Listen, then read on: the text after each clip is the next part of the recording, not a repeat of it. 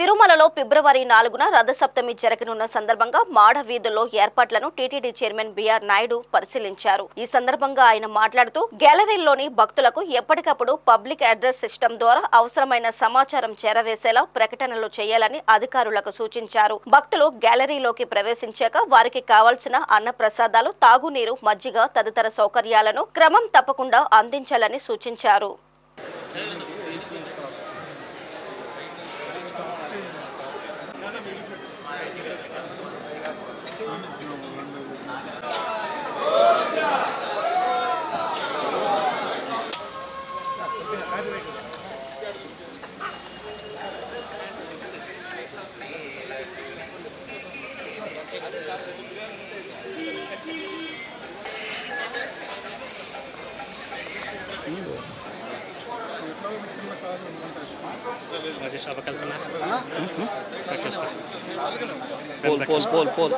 Okay sir, పర్సనల్గా వచ్చి visit చేసి ఏర్పాట్లు ఎలా ఉన్నాయో సమీక్షించాలని మా బోర్డు మెంబర్లు అందరూ కూడా వచ్చాం. ప్రస్తుతానికి చాలా బ్రహ్మాండంగా ఉన్నాయి, ఎలాంటి ఇబ్బంది లేదు. వాళ్ళకి కావాల్సిన ఏర్పాట్లన్నీ కూడా బాగా జరుగుతున్నాయి. అందులో ఎలాంటి భక్తులకి అసౌకర్యం కలగకుండా అన్ని విధాల చర్యలు తీసుకుంటున్నాం. సార్ ఈ ఏడాది ఏమైనా ప్రత్యేకమైన ఏర్పాట్లు? అన్ని ప్రత్యేకమే, అన్ని ప్రత్యేకం. అన్ని అన్నప్రసాదాలు, స్నాక్స్, అన్నీ 24 గంటల వాటరు కంప్లీట్గా అన్నీ చేస్తున్నాం. ఇందులో ఏమీ తేడా లేదు. ఫస్ట్ టైం అనుకుంటా నాకు తెలిసి అంత బ్రహ్మాండంగా ఏర్పాట్లు చేస్తున్నాం. ఎలాంటి సంఘటనలు జరగకుండా అందరూ పోలీసు వాళ్ళు వీళ్ళందరూ కూడా సమీక్ష జరిపాం.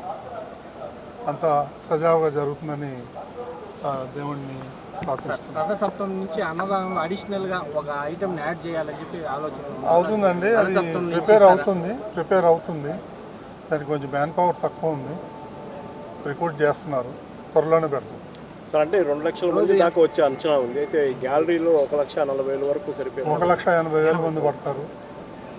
కొంచెం ఫ్లోటింగ్ ఉంటుంది, అది ఎలాంటి ఇబ్బంది ఉండదు. అందరికీ నమస్కారం. ఈరోజు తిరుమల తిరుపతి దేవస్థానంలో మనకి తిరుమల మీద జరిగే రథసప్తమి ఫిబ్రవరి 4వ తారీఖున జరిగే ఈ సప్తరథాలు ఒకే రోజు ఎవరైతే సరే భక్తులు వస్తారో వాళ్ళందరికీ కనువింపు చేయడం జరుగుతుంది. 9 రథాలు ఆ రోజు ఉదయం 5:30 నుంచి రాత్రి 9 గంటల వరకు కూడా తిరుమల మాడవీధుల్లో తిరగడం జరుగుతుంది. దీనికోసం as chief vigilance and security ఆఫీసర్గా మేము మా విజిలెన్స్ తరపున ఓవరాల్గా 1000 మందిని, అంటే ఎన్సీసీ మెంబర్స్తో మరియు విజిలెన్స్ అండ్ సెక్యూరిటీ స్టాఫ్తో 1000 మందితో పాటు మాడవీధుల్లో మరియు తిరుమల దేవాలయం ఏదైతే ఉందో దాని చుట్టుపక్కల గ్యాలరీస్లో కూడా మేము పూర్తిగా బందోబస్తు వేసుకోవడం జరిగింది.